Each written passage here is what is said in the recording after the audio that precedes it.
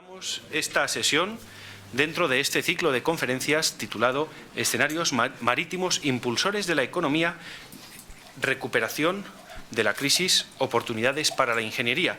Nos acompañan el profesor Ramón Tamames, el presidente de la Fundación Madrid Centro Mundial de la Ingeniería, don Pedro Canalejo, y el embajador de Panamá en España, Roberto Eduardo Arango. ¿Lo he dicho bien, embajador? Correcto. Muchas gracias. Es que con estas cuestiones de los nombres hay que tener mucho cuidado. El embajador de Colombia en España, Fernando Carrillo, está despidiendo actualmente al presidente Santos y no ha podido acompañarnos. Con lo cual le disculpamos su asistencia. Estas jornadas organizadas por la Fundación Madrid Centro Mundial de la Ingeniería van a tratar de intentar abordar lo importante que son, muchas gracias, profesor, los escenarios marítimos para el desarrollo de la actividad industrial, económica y el mar. Y voy a poner un solo ejemplo, que seguramente aquí que hay voces más autorizadas. Servidor de ustedes, Felipe de Basa Navalpotro, es historiador, profesor de Relaciones Internacionales en la Universidad Rey Juan Carlos de Madrid. Como decía, trasladar una tonelada de Barcelona a Madrid por ferrocarril cuesta lo mismo que trasladar una tonelada en barco de Barcelona a Nueva York. Con lo cual muestra la importancia decisiva o capital de fomentar el desarrollo de las infraestructuras marítimas. Yo creo que, sin más, voy a dar la palabra, en primer lugar, a Pedro Canalejo para que nos haga unas pinceladas de lo que es la Fundación Madrid Centro Mundial de la Ingeniería. Es también presidente de ASIGMA, es la patronal en Madrid del sector de las ingenierías, y hay que recordar algo muy importante antes de darle la palabra a Pedro Canalejo. España podría estar situada a la cabeza mundial del sector de las ingenierías. Los profesores universitarios más jóvenes, como es mi caso, perdón, Ramón, cuando viajamos al extranjero decimos, oye, no vamos a criticarnos entre nosotros, porque el español tiende a veces a decir, no, es que mi país, es que yo, es que tal, pero si hacemos un análisis tenemos las mejores infraestructuras, la mejor red de ferrocarriles, los mejores puertos, los mejores aeropuertos. Tenemos la tercera red más extensa de ferrocarriles por detrás de China y Estados Unidos, de alta velocidad. Tenemos un metro que ha sido referente, por ejemplo, en la ciudad de Xi'an, donde ya saben ustedes, los famosos guerreros, que no se ha podido construir un metro a alturas normales y han tenido que llegar las empresas españolas para explicar cómo se puede construir el metro. Tenemos unos edificios que, por mucho que los periódicos se empeñen en criticar, pues hoy está George Clooney en España rodando una película, se ha rodado La Guerra de las Galaxias, porque son unos edificios referentes. Y es un motor de la economía el poder exportar este tipo de ingenierías. Tenemos unas empresas en el IBEX 35 como ACS, FCC, Acciona, Ferrovial, OHL o SACIR, que están siendo referentes en el mundo. Y en definitiva esto es lo que como españoles, y con permiso del embajador de la madre patria, tendríamos que poner en valor. Yo sin más me voy a callar, le voy a dar la palabra a don Pedro Canalejo y tiene exactamente 15 minutos. Yo quisiera comenzar mi intervención agradeciendo tanto a la organización de las jornadas, en particular a la Universidad Rey Juan Carlos, como a los colaboradores que figuran en el programa, Tecniberia, ASIGMA, Traxa y la Comunidad de Madrid, los ponentes que me acompañan en esta mesa y a todos ustedes que han tenido la deferencia de molestarse en venir a acompañarnos en esta jornada número 1 del ciclo de 3 que se va a desarrollar en relación al título que ha mencionado mi querido Felipe. El Océano Pacífico, bueno, es un descubrimiento español. Fue descubierto, como ustedes saben, el 25 de septiembre de 1513 por Vasco Núñez de Balboa. Y yo lo que no sé es si ustedes saben que la denominación en lengua inglesa del Océano Pacífico es lago español, Spanish Lake. Eso no es un término acuñado por los españoles, es un término acuñado por historiadores de lengua inglesa y en particular citado en la Universidad de Australia. Australia que, por cierto, no sé si saben también que deriva de un término que era Austrialia, que fue designado así en honor de la Casa de los Austria. En aquel momento, como bien saben, formaba parte del Imperio Español, bueno, el Imperio Español en realidad. Bien, hecha esta pequeña introducción, en realidad nosotros vamos a hablar del Pacífico, pero más que del Pacífico en sí mismo como océano, vamos a hablar de la cuenca del Pacífico. La cuenca del Pacífico, que es una cuenca que abarca 3 continentes fundamentalmente, América, Asia y Oceanía, y que deja en el medio el océano más grande del mundo, más grande en extensión y más grande en profundidad. Asimismo, la cuenca cubre más del 50% de la extensión del globo terráqueo y además en esa cuenca se ubica más del 50% de la población mundial. Y de ahí se deriva que la cuenca del Pacífico constituya un gigantesco mercado productor y consumidor simultáneamente. Esta cuenca del Pacífico se estructura en varias subcuencas: la cuenca americana, la cuenca Asia-Pacífico, la cuenca Australia-Pacífico y la cuenca polinésica u oceánica. Ni que decir tiene que en estas cuencas se ubican en este momento los grandes gigantes de la economía mundial. Podemos hablar de Estados Unidos, de China, de Japón, de Rusia y a algunos países emergentes como Indonesia y alguno más. Las características de esta cuenca es que en sí misma encierra unas grandes riquezas, tanto desde el punto de vista agroalimentario como desde el punto de vista mineral. Asimismo, constituye un factor climatológico y ecológico de importancia trascendente en el desarrollo sostenible y en el medio ambiente. Fenómenos climatológicos como el Niño y la Niña, que son perfectamente conocidos por todos ustedes, y las reservas desde el punto de vista de la biomasa que constituyen el Océano Pacífico, pues ni que decir tiene que son las grandes reservas con las que se supone que se podría alimentar la población mundial a lo largo de todo el siglo XXI.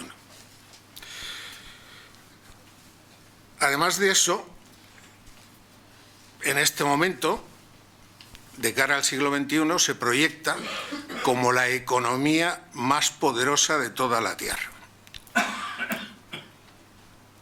dándose un fenómeno, y es que el eje atlántico, que ha sido el eje que generaba la riqueza en los siglos pasados, está declinando y el eje pacífico es el que en este momento congrega esa situación de poderío económico.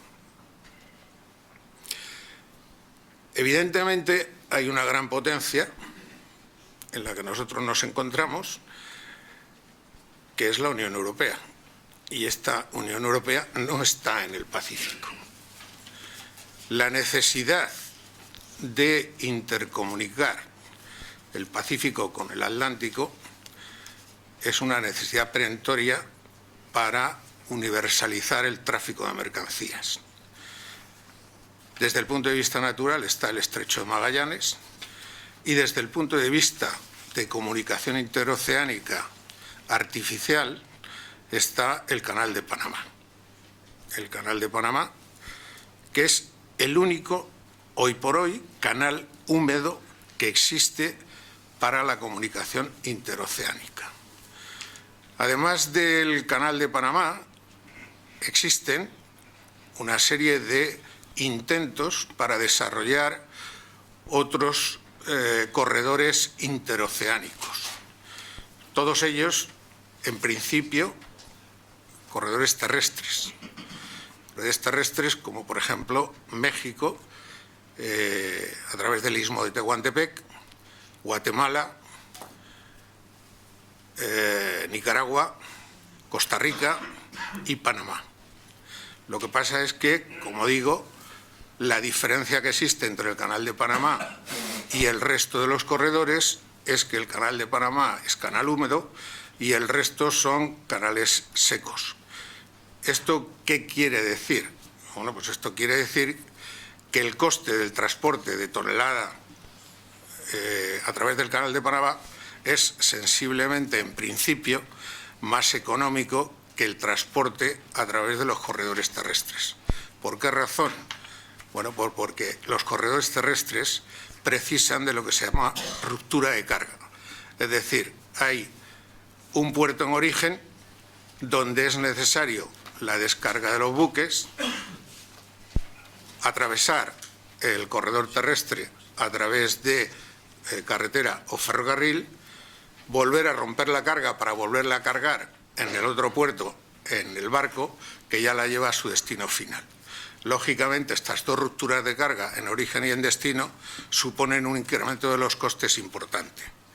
En consecuencia, inicialmente al menos, el Canal de Panamá en este momento sería la solución más económica.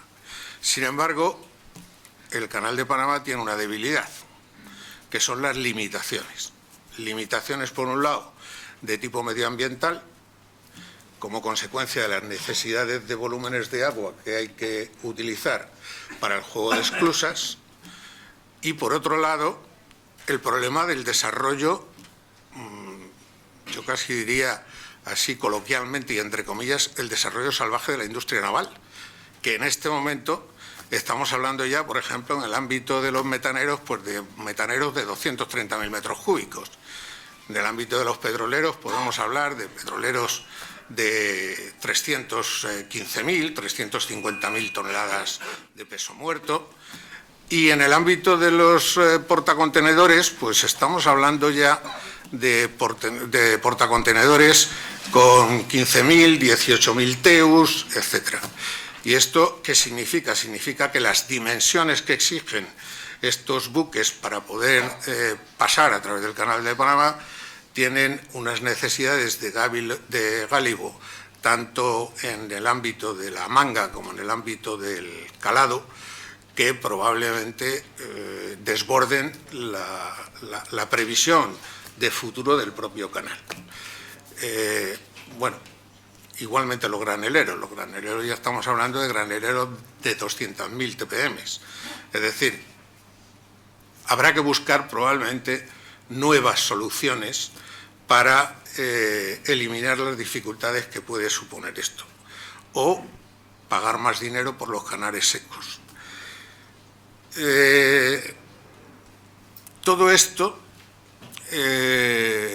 si lo unimos a que más del 85% del tráfico mundial de mercancías se genera por la vía del tráfico marítimo, significa que la importancia que tiene el desarrollo de los puertos en todos los países ribereños del Océano Pacífico, por supuesto también del Océano Atlántico, y el desarrollo de la industria naval, pues son de importancia estratégica prioritaria.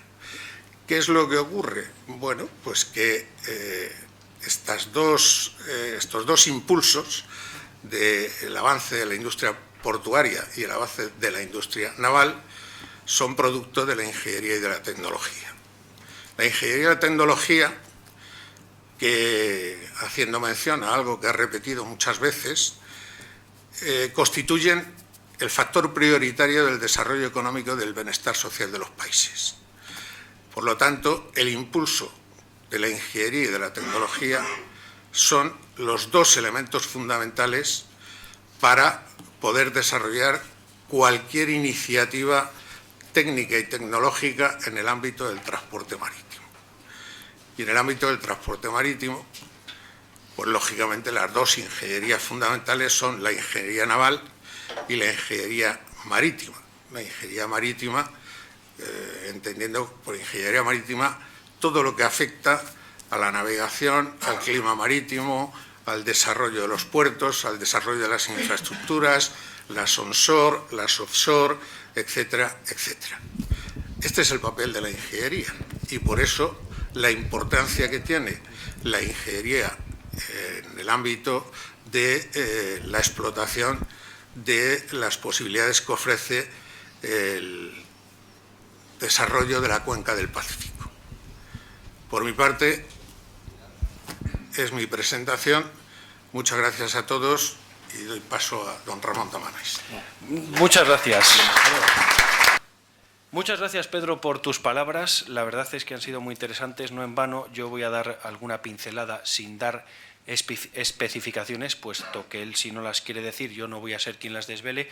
Pero Pedro ha participado en la construcción, querido embajador, de uno de los puertos tecnológicamente más modernos y avanzados del Mediterráneo. No voy a decir ni dónde ni con quién, que lo desvele el propio Pedro Canalejo. Es un experto en la construcción de puertos marítimos y efectivamente nos ha hecho con estas pinceladas algo tan importante como lo que supone para el comercio mundial lo que es el puerto marítimo. Yo, como historiador, sí que voy a hacer una muy breve referencia. El profesor Ramón Tamames, que luego les entregarán un texto al final como resumen de su intervención, dice que el Tratado de Tordesillas fue el elemento originario de la globalización, porque fue efectivamente el reparto del mundo. Si no hubiera existido este comercio de las especias, probablemente pues, este descubrimiento de América o este encuentro entre culturas que le gusta decir a Fidel Castro, pues hubiera tardado algunos años más. El precio de la pimienta, es decir, de las especias, del clavo, la pimienta y otras muchas más, en el siglo XVI el precio de un saco de pimienta calculado a día de hoy, he hecho yo las tablas, son 300.000 euros. Son unos beneficios parecidos a la industria del narcotráfico. Claro, todo esto ayudó a que los aguerridos navegantes españoles, y el último día de este ciclo de 3 sesiones tendremos un encuentro en el Museo Naval donde podremos visitar todo lo que ha sido la historia marítima española, que ha sido, por cierto, muy interesante y muy importante. Podrán ustedes comprobar este tipo de cuestiones. Cuando Pedro hacía referencia a lo que son las rutas también terrestres, habría que decir que, como viene en el escrito del profesor Tamames, que Urdaneta fue el que cerró el ciclo de la circunnavegación de la expedición hacia la especiería. Y claro, el canal de Panamá o las rutas que había antes del galeón de Manila o nao de la China, pues fue Urdaneta el que comenzó con aquellas rutas tan importante para el comercio mundial de hoy en día. Pero bueno, yo me voy a callar, que estoy hablando ya demasiado. Le voy a dar la palabra al embajador de Panamá en España, don Roberto Eduardo Arango. Usted tiene durante 15 minutos la posibilidad de decir lo que quiera, sabiendo que aquí no hay repercusión mediática, lo digo por si quiere explayarse, sabiendo los problemas que está teniendo hoy en día su país con algunas empresas belgas, italianas y creo que también alguna española. Gracias. Buenas noches, muchas gracias, don Pedro Canalejo, profesor Tamames, Felipe de Baza, señores presentes de este seminario, ciclo de conferencias de escenarios marítimos impulsores de la recuperación económica. Como representante de Panamá, un país marítimo de vocación, quizás como decían ustedes, fuimos en el descubrimiento del Mar del Sur, que para nosotros es un avistamiento, porque es una asociación entre los indígenas locales con un avanzado extremeño como Vasco Núñez de Balboa, que realmente era un innovador, un impulsor, un aventado, en ese punto de vista. Y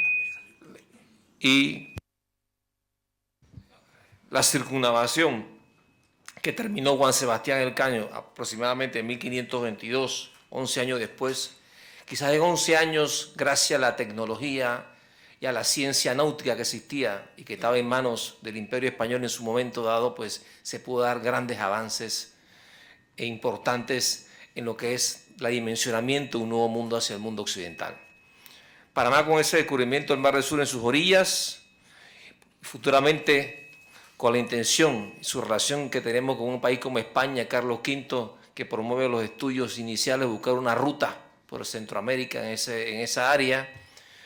Panamá se ubica en ese posicionamiento desde hace 500 años su vocación marítima entre dos mares. Somos un pequeño país, tenemos 77.000 kilómetros cuadrados de superficie, más de 3.000 kilómetros de costa, casi 2.000 islas. Tenemos el registro abierto a abanderamiento marítimo más grande del mundo, clase A. Tenemos los dos puertos más importantes de América Latina, en el Atlántico y en el Pacífico. Nos hemos embarcado con un sentido de vocación. Este año cumplimos 100 años de operación ininterrumpida del Canal de Panamá. Y estamos ahora mismo en el proceso de ampliación del Canal de Panamá con el compromiso de nuestros clientes y que va a transformar, como dijo mi antecesor, la industria marítima internacional. Si Panamá se ha abocado a una inversión de 5 billones de dólares con un nuevo diseño inclusive de esclusaje, donde se recicla el 60% del agua, se hacen los trabajos de excavación, se hacen los diseños de las compuertas y se aplica todo un sistema de ingeniería que participa la ingeniería española, la italiana, los diseñadores de Japón, y se hacen todos los estudios por las empresas licitantes. Panamá tiene una responsabilidad con todos aquellos países que están ampliando sus puertos, están profundizando sus puertos y se están acomodando a los nuevos cambios de ruta. Hoy día por el Canal de Panamá transitan 14.000 buques, 144 rutas marítimas y han cruzado de su apertura más de 700.000 buques por el Canal de Panamá. Con 5% del comercio y la ampliación del Canal de Panamá puede representar un 15% del comercio mundial. Nosotros somos conscientes igualmente de que a través de la ingeniería náutica y también, por no decirlo, la ingeniería económica, las alianzas que generen un libre comercio, una libre navegación de los océanos, una seguridad jurídica en las zonas costeras de nuestros países, se puede en gran medida romper los bloques y generar lo que se llama una gran cadena global de comercio. Lo que genera la reducción de costos es la logística. Panamá es un centro logístico, no solamente el canal. El Canal de Panamá representa solamente el 4% de su Producto Interno Bruto. Muchos dirán, pensamos que era el 30%. No, 4.5% del bruto. Más representa el turismo ahora mismo que el Canal de Panamá. Pero Panamá es un clúster. En Panamá se mueven 8 millones de contenedores, tenemos los puertos, tenemos un centro bancario con activos arriba de 100 billones de dólares, tenemos la zona libre de comercio más grande del hemisferio occidental, tenemos un centro de reaseguros y estamos desarrollando las zonas procesadoras y almacenamiento para hacer una plataforma logística de las Américas. Tenemos un fuerte compromiso, estamos entrando en la Alianza del Pacífico porque creemos en la libre circulación de las mercancías, creemos en la libre circulación de los productos migratorios, de los seres humanos, y creemos que hay una oportunidad de rápido crecimiento. Somos igualmente conscientes que mercados fragmentados atentan contra el comercio libre. Y quizás la aplicación, y eso se lo dejo a los economistas que saben mucho más del tema que yo, la aplicación oportuna de los recursos y de la eficiencia económica en el comercio en la región del Pacífico, aquí al 2025 podría agregar unos 2 trillones de dólares adicionales en el comercio regional.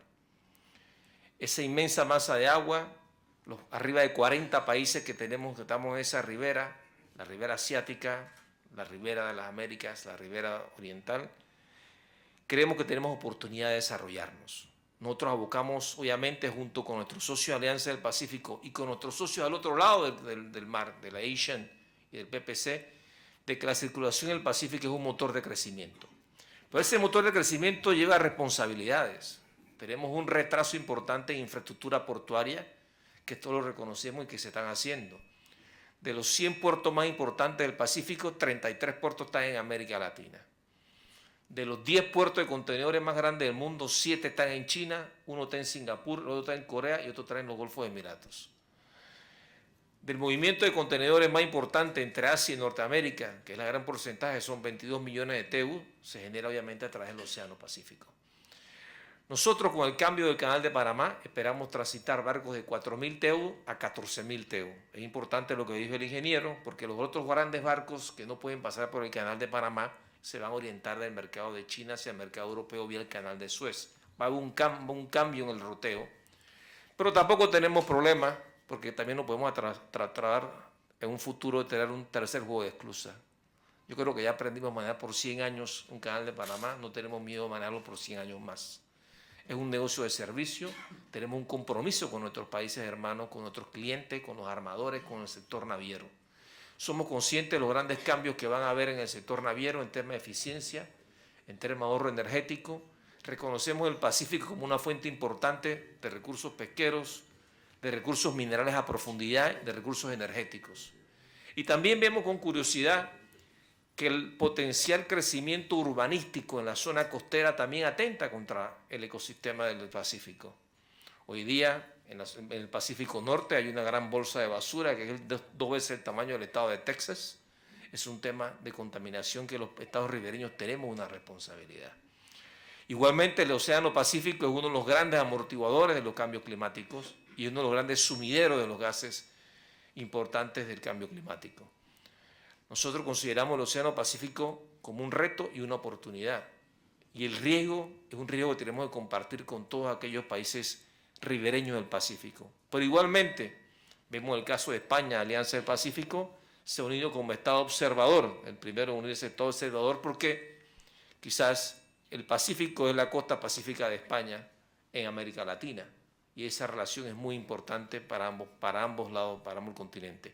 Vemos importante, además de los tratados como el ASEAN, la Alianza del Pacífico, entrada la propuesta en vigor del Tratado de Europa con Norteamérica, son tratados que van a generar riquezas adicionales importantes para todos nosotros. Por el caso de Panamá, somos conscientes que la conectividad es clave para el desarrollo y esa conectividad solamente se puede lograr con unas reglas muy claras de comercio y unas reglas muy claras de liberalización. En la actualidad existen en el World Trade Organization posiblemente más de 170 tratados de negociaciones, 60 todavía que están en trámite. Nosotros en la Alianza del Pacífico, que tiene una posición, y lo que trata en Asian Pacífico, que está caminando, tiene que ser un tratamiento inclusive.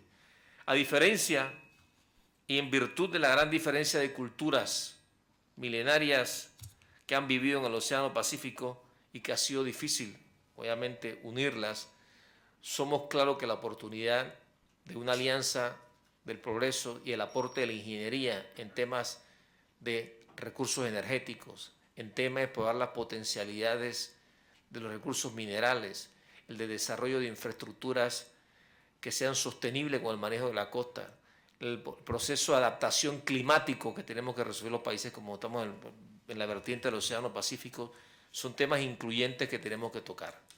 La ingeniería tiene que aportar a la navegación en barcos mucho más eficientes y los países que apostamos y vivimos en la ribera estamos todo un proceso de expansión, la expansión del canal, la expansión de nuestros puertos y la construcción de 2 o 3 puertos adicionales en Panamá. Es que hoy día, si la ampliación del canal, Panamá mueve 8 millones de contenedores y tenemos los puertos congestionados. Estamos en proceso de construcción de 3 nuevos puertos porque el volumen está incrementando. Y queremos que Panamá va a ser un clúster marítimo de servicio, pero también tenemos creciente que va a haber un gran negocio de cabotaje entre los puertos adicionales cerca de nuestros hermanos países de América Latina. Y creemos que obviamente que el transporte marítimo y la logística abarata costos, hace eficiente a las empresas y permite que muchos países puedan despegar en sus exportaciones. Obviamente, desde ese punto de vista, creo que Panamá, en mención a lo que decía el Canal de Panamá, Panamá tiene una responsabilidad, obviamente, de que tenemos la responsabilidad de que el canal sigue su función, su ampliación, y que vamos a acabar con esta obra que comenzamos. Y esperamos que esa obra que estamos realizando en este momento tenga la misma planificación y la misma proyección que tuvo la anterior, que dure 100 años más. Este es nuestro 100 aniversario del Canal de Panamá y lo esperamos lograr, obviamente, pues con las empresas que están trabajando en ella y que todo se va a resolver pues exitosamente para la conclusión de la misma. Muchas gracias. Muchas gracias, embajador. Efectivamente, Panamá tiene una responsabilidad con el canal. El profesor Ramón Tamames, lo dice en sus memorias, tuvo la suerte de poder viajar en el buque escuela Juan Sebastián Elcano, que tiene un gemelo, y nos contaba un almirante que cruzar el estrecho de Magallanes a vela, es decir, sin motores, prácticamente muy difícil, no un milagro, pero casi. Los buques no pueden atravesar este estrecho porque las condiciones son efectivamente muy complicadas. Con lo cual, como decía usted, el clúster que se puede formar en Panamá pues puede ser decisivo para la economía prácticamente mundial, o sobre todo entre Occidente y Oriente, porque no hay otra salida. Pero bueno, yo me callo, que el profesor Tamames me ha dicho que no me pase, así que sin más le cedo la palabra. Tienen, como decía antes, un escrito que se les entregará al final, y sin más, don Ramón Tamames tiene la palabra. Muchas gracias.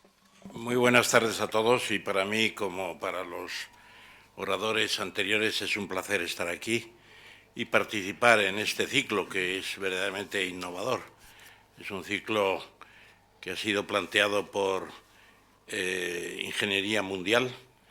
El capítulo español lo preside Pedro Canalejo, y realmente hablar de los escenarios marítimos pues es refrescante, es una invitación a viajes muy largos y muy fructíferos seguramente, y en el campo de la ingeniería ya se ha destacado por nuestro moderador, por Felipe de Basa Navalpotro, pues España está situada en una posición aceptablemente buena en comparación con su PIB y otros medidores de su tamaño, y se puede decir que esas empresas han superado la crisis y están prácticamente todas ellas en beneficio en el IBEX 35, precisamente por su atención a la internacionalización de sus actividades y, en muchos casos, actividades ligadas al comercio marítimo.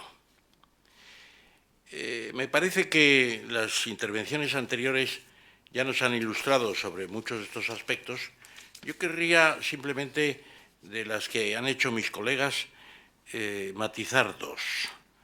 Una, más que matizar, para el que no lo tenga en su conocimiento, los TEUs, la medida de los contenedores.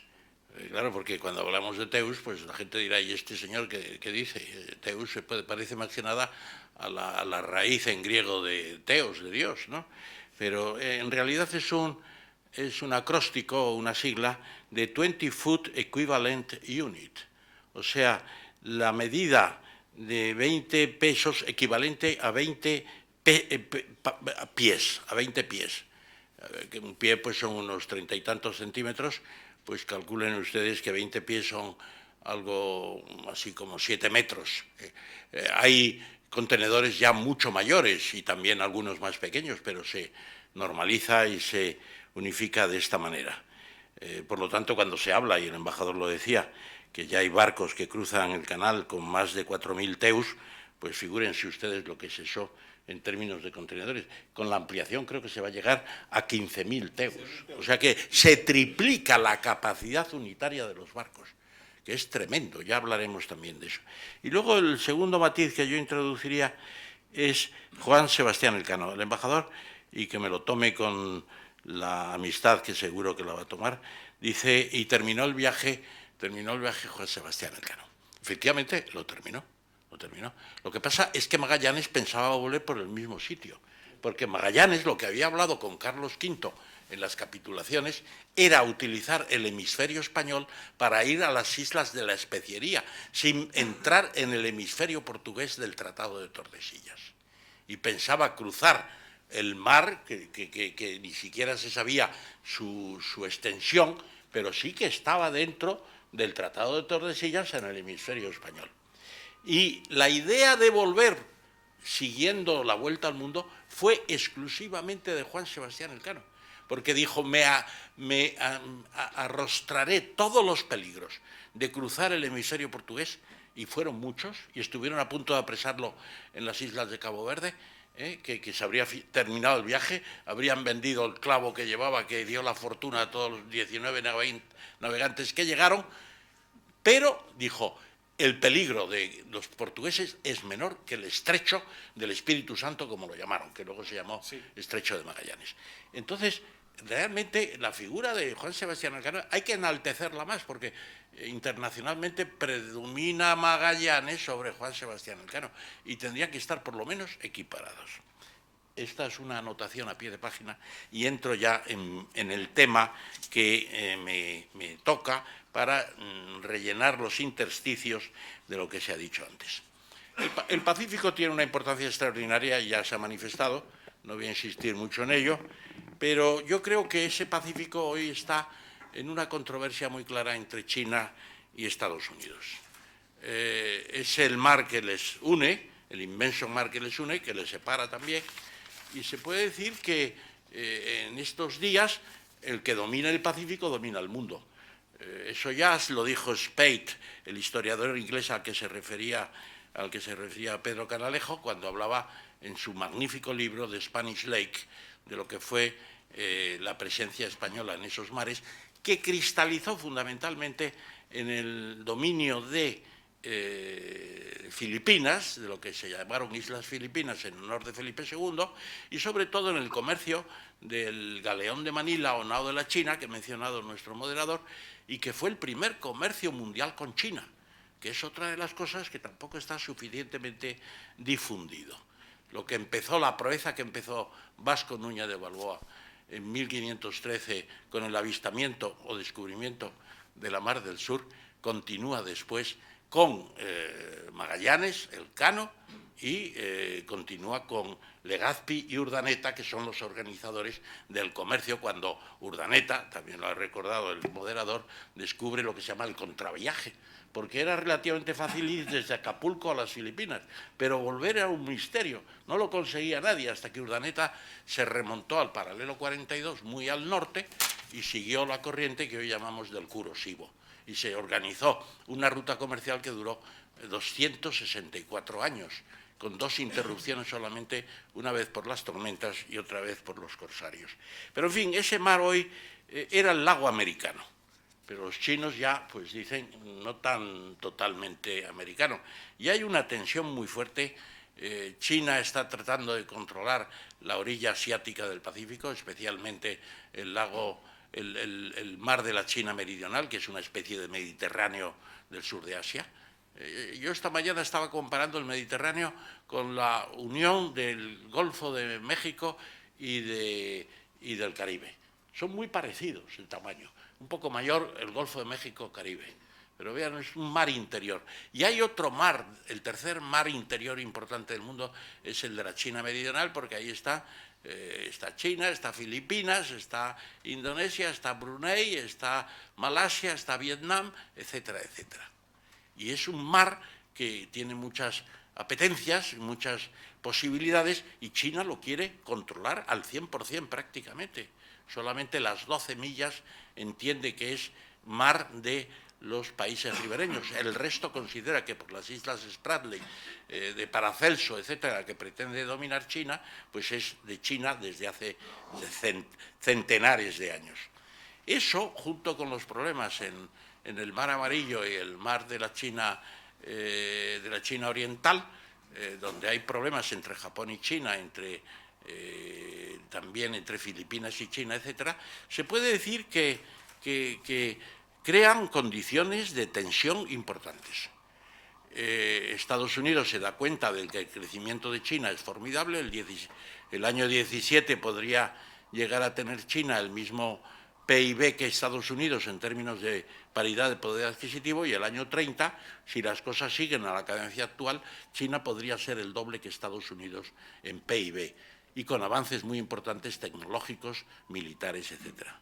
Entonces, y con esto termino mi referencia a estas tensiones, lo que yo planteo, y los puse el otro día en la Real Academia de Ciencias Morales y Políticas, en lo que fue mi intervención primera como ponente en el Pleno, pues lo que yo planteo es que tiene que haber un modelo de entendimiento China-Estados Unidos que se puede montar sobre la base de un modelo que recupera el modelo de Eyre Crowe, que fue un funcionario del Foreign Office británico en el año 1907, que hace un memorándum para evitar la guerra entre el Imperio Británico y el Imperio Alemán, con una serie de meticulosas recomendaciones que, si se hubieran seguido, se habría quizá evitado esa Primera Guerra Mundial que vamos a conmemorar ya este año. El modelo Crowe-Kissinger que yo planteo es darse cuenta de que efectivamente el Pacífico no solamente tiene que ser un mar de tensiones, sino de unión. El embajador de Panamá ya ha hablado de toda una serie de organizaciones. Hoy el Pacífico es un mar cada vez más, digamos, interpenetrado por acuerdos de todo tipo. Está la Asia Pacific Economic Cooperation, la APEC. La APEC es la madre de todos los acuerdos que están viniendo después. Está funcionando, es un área de entendimiento no solamente económico, sino también político. Se relaciona con la Asociación de Naciones del Sudeste Asiático, que son 600 millones de personas, 10 estados, desde Vietnam hasta Malasia, pasando por etcétera, etcétera. Y está también el flanco sur, porque Australia y Nueva Zelanda ya son prácticamente el Asia del Sur. Yo no digo esto con nostalgia de nada, porque estoy en la idea de lo que creo que predomina en esta mesa, que es que somos ciudadanos del mundo y tenemos que ver la globalización como un bien necesario, pero desde luego ya depende más de China, Australia, y depende más Nueva Zelanda que no del resto de la Commonwealth o de otros países europeos. Y además está el proyecto de la Trans-Pacific Partnership, que es la TPP, se dice todo el mundo, es el partenariado, como dicen ahora en una traducción muy extraña, la asociación de los países del Transpacífico, que es una zona de libre comercio en ciernes, que ya están desde Estados Unidos a Malasia y Vietnam, que solamente falta que entre China. Si China entra ahí, probablemente se superaría esta situación que tenemos de tratados de libre comercio bilaterales que no son precisamente lo mejor, porque pueden atacar la globalización en su conjunto, que quizá es lo más deseable. Y por lo tanto, el mar Pacífico, el Océano Pacífico, puede ser un mar de paz, correspondiendo a su primitivo nombre, que eso sí se lo dio Magallanes, después de la Mar del Sur es el Océano Pacífico, porque la travesía después de las turbulencias del estrecho, pues parecía aquello pues un sendero marítimo de rosas, el mar Pacífico, el Océano Pacífico. Y por lo tanto puede ser un mar de paz si hay un entendimiento, y ese entendimiento, como decía Crowe el año 1907 en su memorándum, Inglaterra es más poderosa que el Imperio alemán y por lo tanto en la relación de acuerdos entre ambas potencias tiene que ceder al principio más Inglaterra, como ahora tendría que ceder algo más Estados Unidos que China, en la idea de que China tendría que integrarse no solamente en esas funciones y en esos acuerdos del Pacífico, sino también en los grandes proyectos espaciales. China está haciendo la guerra por su cuenta, va a tener una base permanente en la Luna con tripulantes allí de carácter permanente, digo.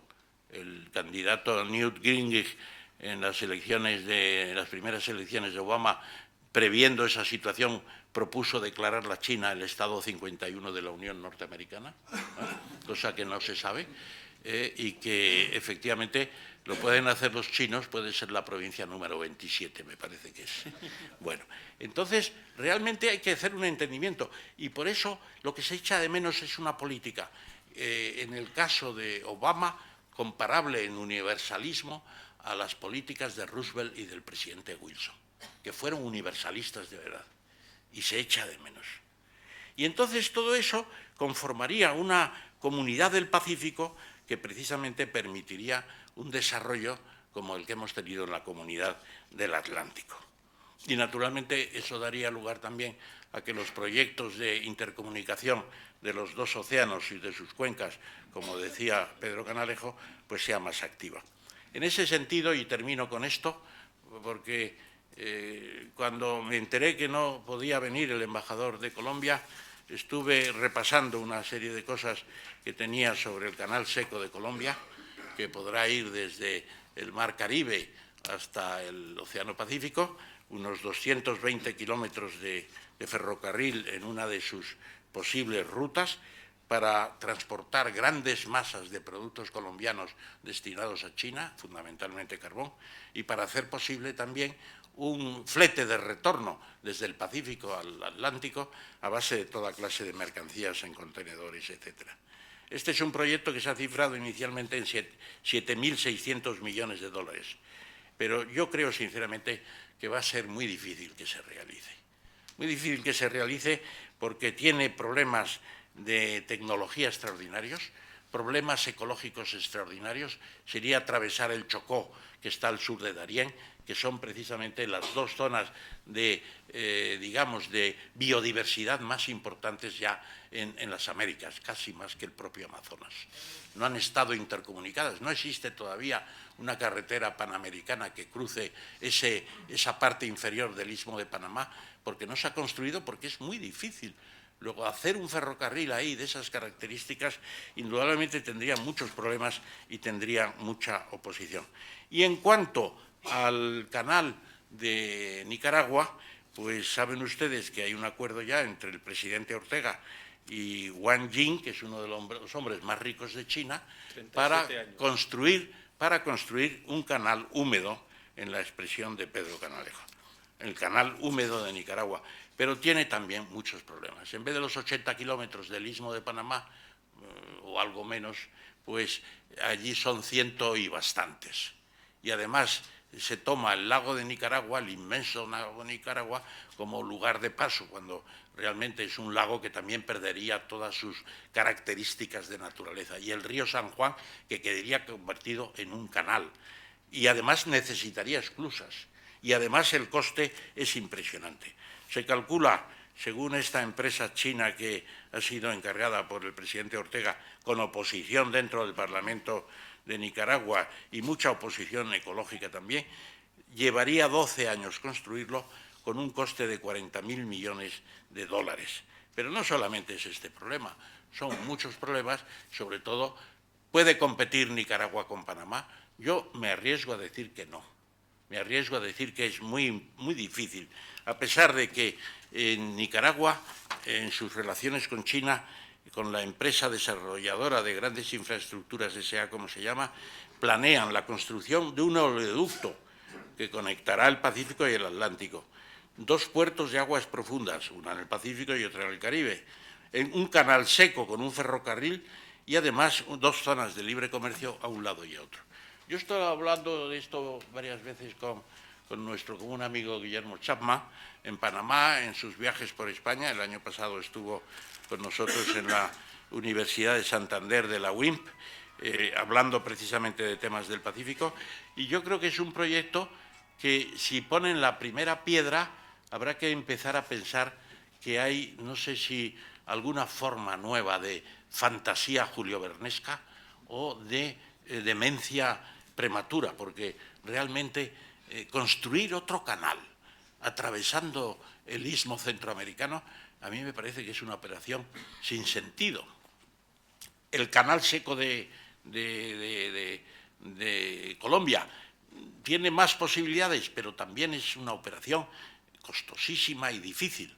El perfeccionamiento del canal de Panamá en toneladas de arqueo, tenía por aquí las cifras, significa que se pasará de casi algo menos de 200 millones de toneladas a bastante más de 300 millones, un aumento del 78% de la capacidad.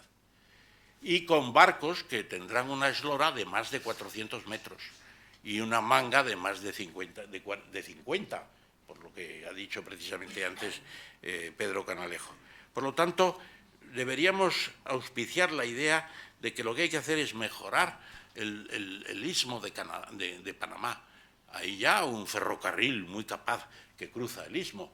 Hay también una buena carretera, hay unos buenos aeropuertos, hay unos buenos puertos, todo eso se puede mejorar. Y ahí está el reto que tiene Panamá por delante. Yo el año pasado volví a Panamá después de mucho tiempo. Estuve allí haciendo un estudio para el último gobierno constitucional del presidente Marco Aurelio Robles, antes de la dictadura que luego simbolizó sobre todo el presidente Torrijos, que fue el autor con Jimmy Carter del Tratado de Cesión del Canal a favor de Panamá, pues lo que ha cambiado todo aquello. Panamá está en el Triángulo de las Bermudas, no, está en el triángulo de lo que puede ser Miami, lo que puede ser Singapur y lo que pueden ser los propios panameños en su desarrollo económico industrial y urbanístico. El urbanístico está muy desarrollado, el industrial está menos. Y hay todavía muchos aspectos en que Singapur lleva la cabecera, como un gran puerto con capacidades industriales, capacidades financieras, capacidades tecnológicas, etc. Miami es más turístico y también es cierto que también financiero. Estuvimos, mi mujer y yo, hace unos días en Canarias y también se han contaminado. Y Las Palmas quiere ser el Singapur del África Occidental. Y están pensando también en invitar a representantes de Panamá, de Singapur y de Miami para hablar de esto y desarrollar una cabecera de actividades de todo tipo frente al crecimiento africano que por fin está despertando. Yo, por lo tanto, creo, y con eso ya sí que termino de verdad, que la ingeniería tiene mucho que decir. Los proyectos tienen que plantearse, tienen que estudiarse. Quizá yo he sido prematuro en desechar el canal seco y el otro canal de Nicaragua, pero también creo que hay que aplicar la racionalidad. Lesseps quiso hacer un canal sin esclusas y se estrelló. Y se puede decir que hacer ahora proyectos sin suficiente racionalidad sería acometer empresas con grandes inversiones que luego bajarían incluso la rentabilidad de lo que ya existe. ¿Se imaginan 3 vías de atravesamiento, valga la expresión, de las Américas para establecer el comercio?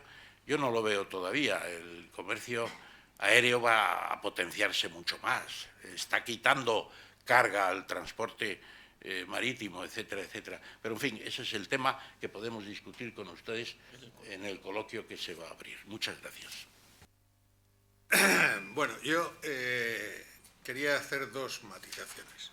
Una en relación a la disertación del profesor Tamames relativa a los canales secos o corredores terrestres. De todos esos corredores que en este momento están en ciernes, bueno, yo tengo que decir que nosotros como compañía de ingeniería hemos participado pues de una manera o de otra en la casi totalidad de ellos.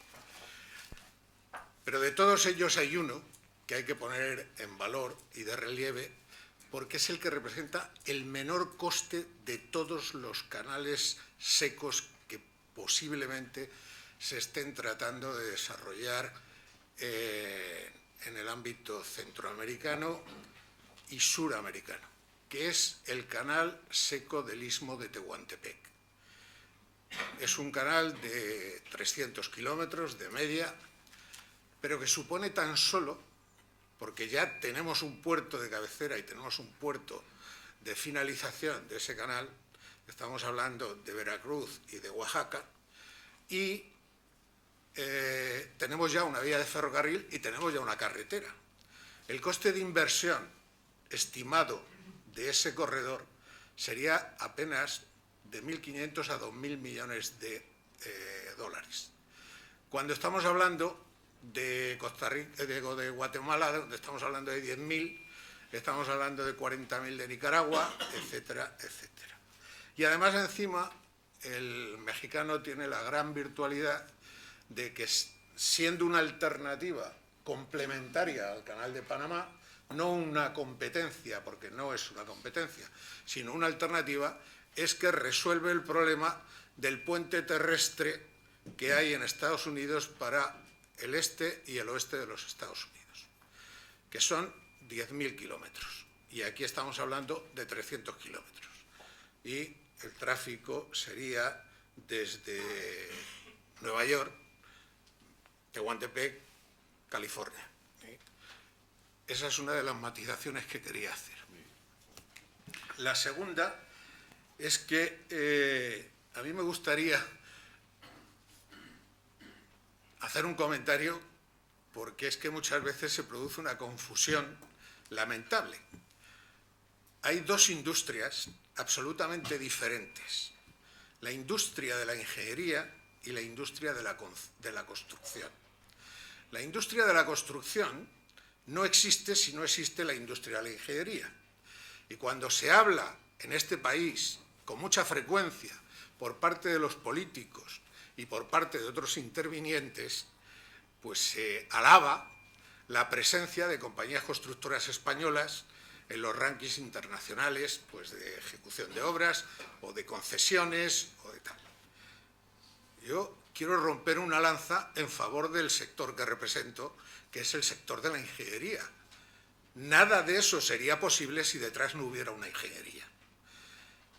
Y lo que quiero decir además es que en este momento la ingeniería española es una ingeniería que está presente en más de 95 países del mundo, con una presencia en los concursos y en las competencias internacionales donde el porcentaje de éxitos es superior a muchos de los países europeos y a los Estados Unidos de América, donde la industria, en la parte de ingeniería industrial, pues en este momento tiene representantes españoles que están a la cabecera o a la cabeza de la ingeniería internacional en el ámbito del sector industrial.